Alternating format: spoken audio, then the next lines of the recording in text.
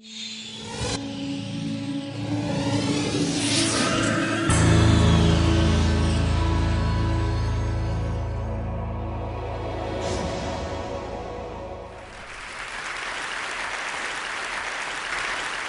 suis la fille d'un faussaire. Pas n'importe quel faussaire. Quand on entend faussaire, on comprend souvent mercenaire, on entend fausse monnaie, on entend faux tableau. Mon père n'est pas de ces hommes-là. Pendant 30 ans de sa vie, il a fabriqué des faux papiers. Jamais pour lui-même, toujours pour les autres, et pour venir en aide aux persécutés et aux opprimés. Laissez-moi vous le présenter. Voici mon père quand il avait 19 ans. En fait, pour lui, tout a commencé pendant la Seconde Guerre mondiale, quand à l'âge de 17 ans, il s'est retrouvé propulsé dans un laboratoire de faux papiers. Et il est devenu très vite l'expert en faux papiers de la résistance. Et là où l'histoire n'est pas banale, c'est qu'après la libération, il a continué à faire des faux papiers jusque dans les années 70. Moi, quand j'étais petite, je ne savais rien de tout ça, évidemment. C'est moi au milieu qui fait la grimace. J'ai grandi en banlieue parisienne et voilà, j'étais la cadette d'une famille de 3 enfants. J'avais un papa normal, enfin comme les autres, en dehors du fait qu'il avait 30 ans de plus enfin qu'il avait surtout l'âge d'être mon grand-père. En tout cas, il était photographe, il était éducateur de rue et il nous a toujours appris à obéir strictement aux lois. Et de sa vie d'avant, de quand il était faussaire, évidemment, il n'en parlait jamais.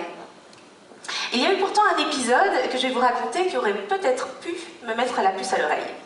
J'étais au collège et j'avais eu une mauvaise note, ce qui arrivait plutôt rarement. En tout cas, j'avais décidé de la cacher à mes parents. Et pour ce faire, je me suis dit que j'allais falsifier leur signature.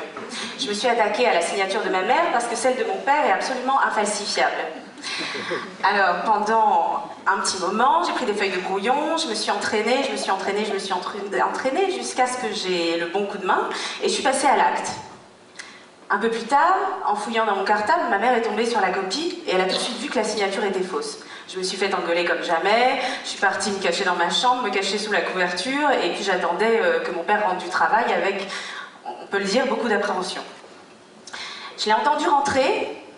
Je suis restée sous les couvertures, il est rentré dans ma chambre, il s'est assis sur le coin du lit et puis il disait rien, donc j'ai retiré la tête de sous les couvertures et quand il m'a vue, il a éclaté de rire.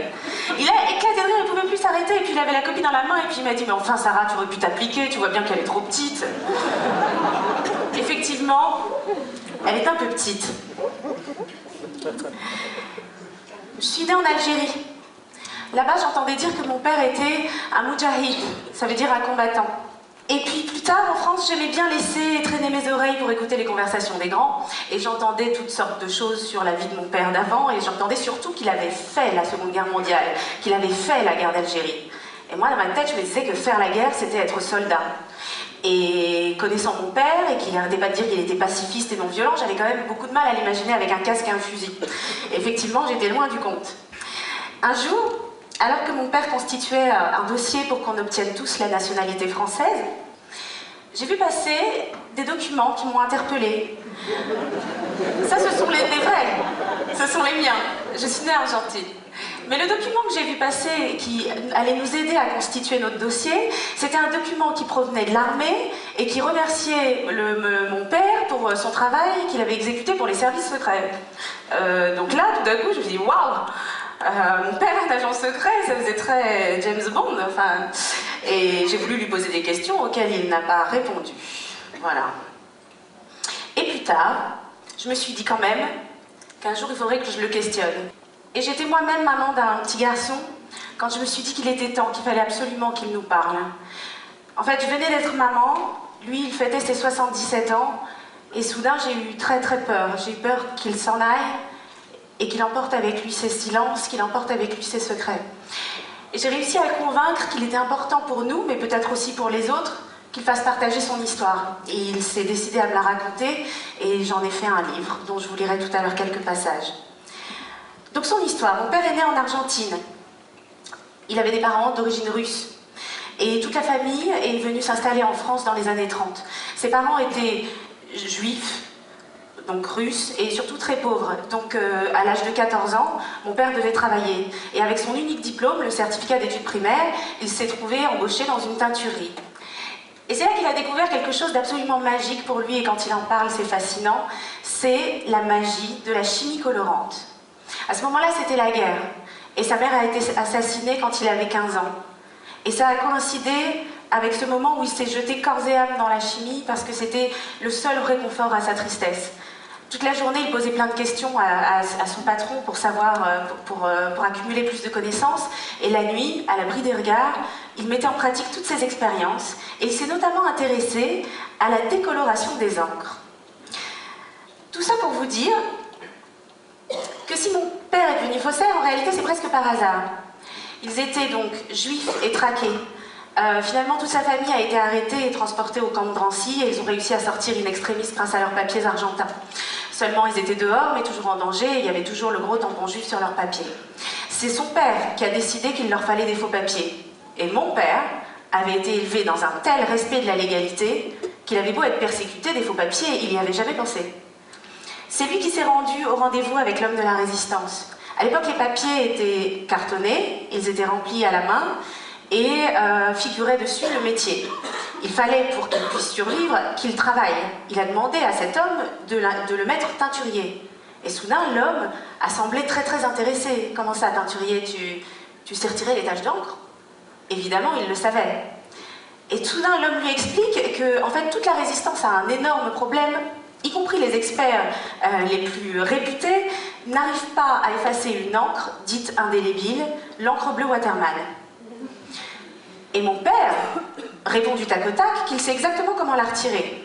Alors évidemment, l'homme, très très impressionné par ce gamin de 17 ans qui lui donne la formule du tac au tac, l'a évidemment recruté. Et en fait, sans le savoir, mon père venait d'inventer quelque chose qu'on trouve aujourd'hui dans les trousses de tous les écoliers, j'ai nommé l'effaceur.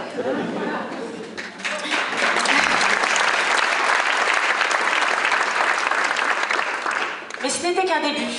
C'est mon père, là. Dès son arrivée au laboratoire, bien qu'il était le plus jeune, il a tout de suite vu qu'il y avait un problème en termes de fabrication de faux papiers. En fait, tous les mouvements se contentaient de falsifier.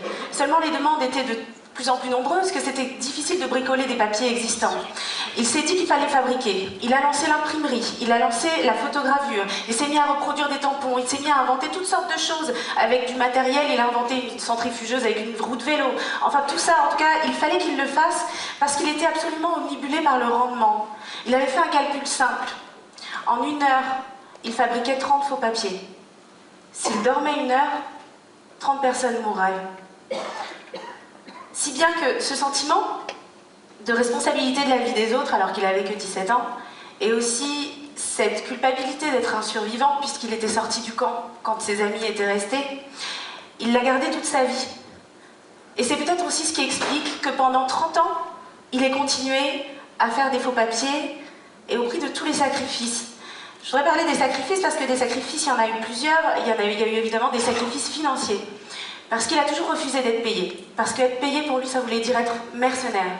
Parce que s'il acceptait d'être payé, il ne pourrait plus dire oui ou non, selon si la cause lui semblait juste ou pas. Si bien qu'il était photographe le jour, faussaire la nuit pendant 30 ans, et fauché tout le temps. Et puis, il y a eu des sacrifices sentimentaux. Comment vivre avec une femme tout en ayant autant de secrets? Comment lui expliquer ce qu'on va faire la nuit dans le laboratoire, toutes les nuits? Évidemment, il y a eu un autre type de sacrifice d'ordre familial que j'ai compris plus tard. Un jour, mon père m'a présenté ma sœur. Et d'ailleurs, il m'a expliqué que j'avais aussi un frère, et la première fois que je les ai vus, je devais avoir un autre frère, je veux dire. La première fois que je les ai vus, je devais avoir 3-4 ans, et ils en avaient 30 de plus que moi. Aujourd'hui, ils ont la soixantaine, tous les deux.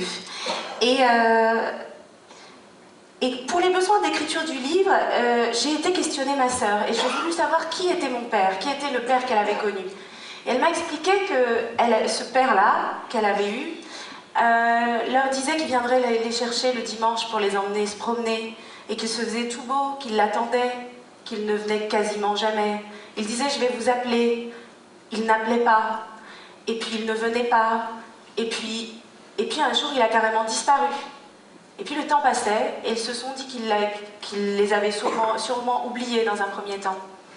Et puis comme le temps passait toujours, au bout de presque 2 ans, ils se sont dit « finalement peut-être que notre père est mort ». Et en fait j'ai compris que le fait de poser toutes ces questions à mon père remuait tout un passé dont il n'avait peut-être pas envie de parler parce que c'était douloureux. Et voilà, et pendant que ma demi-sœur et mon demi-frère se croyaient abandonnés, voire orphelins, mon père faisait des faux papiers. Et s'il ne leur disait pas, c'était pour les protéger, bien sûr. Après la libération, il a fait des faux papiers pour permettre aux rescapés des camps d'émigrer vers la Palestine avant la création d'Israël. Et puis, parce qu'il était anticolonialiste convaincu, il a fait des faux papiers pour les Algériens pendant la guerre d'Algérie. Et puis, après la guerre d'Algérie, au sein des mouvements de résistance internationaux, son nom a circulé. Et le monde entier est venu frapper à sa porte. En Afrique, il y avait des pays qui luttaient pour leur indépendance. La Guinée-Bissau, l'Angola. Et puis mon père s'est lié avec le parti anti-apartheid de Nelson Mandela. Il faisait des faux papiers pour les Sud-Africains noirs persécutés. Il y avait aussi l'Amérique latine. Mon père est venu en aide aux résistants aux dictatures de l'île Saint-Domingue, d'Haïti. Et puis c'était autour du Brésil, de l'Argentine, du Venezuela, du Salvador, du Nicaragua, la Colombie, le Pérou, l'Uruguay, le Chili et le Mexique. Et puis c'était aussi la guerre du Vietnam. Mon père a fait des faux papiers pour les déserteurs américains qui ne souhaitaient pas porter les armes contre les Vietnamiens. Et puis l'Europe n'était pas épargnée. Mon père faisait les faux papiers pour les dissidents de Franco en Espagne, aussi contre Salazar au Portugal, et aussi contre la dictature des colonels en Grèce. Et même en France. Alors, une seule fois, ça s'est passé en mai 68. Mon père regardait avec bienveillance évidemment les manifestations du mois de mai, mais son cœur était ailleurs et son temps aussi, puisqu'il avait plus de 15 pays à servir. Une fois pourtant, il a quand même accepté de faire des faux papiers pour quelqu'un que vous allez peut-être reconnaître. Il était beaucoup plus jeune à l'époque, et mon père a accepté de faire des faux papiers pour lui permettre de revenir prendre la parole à un meeting. Et il m'a dit que ces faux papiers-là étaient les faux papiers les plus médiatiques et les moins utiles qu'il ait eu à faire de toute sa vie. Mais que s'il a accepté de le faire, bien que la vie de Daniel Cohn-Bendit n'était pas en danger, c'était parce que c'était quand même une belle occasion de faire un pied de nez aux autorités et de leur montrer qu'il n'y a rien de plus poreux qu'une frontière et que les idées, elles, n'en ont pas. Toute mon enfance, pendant que les autres papas racontaient des contes de Grimm à mes copines, mon père me racontait des histoires de héros très discrets, avec des utopies inébranlables, et qui arrivaient à accomplir des miracles. Et ces héros n'avaient pas besoin d'une armée derrière eux, d'ailleurs personne ne les aurait suivis, sauf une poignée d'hommes et de femmes de conviction et de courage. Et j'ai compris plus tard qu'en fait c'était sa propre histoire que mon père me racontait pour m'endormir. Je lui ai demandé si, au vu des sacrifices qu'il avait dû faire, il lui était déjà arrivé de regretter. Et il m'a dit que non. Il m'a dit qu'il aurait de toute façon été incapable de regarder ou de subir les injustices sans rien faire. Et qu'il était persuadé et qu'il en reste convaincu qu'un autre monde est possible, un monde où plus personne n'aurait besoin d'un faussaire. Il en rêve encore. Mon père est aujourd'hui dans la salle. Il s'appelle Adolfo Kaminski. Et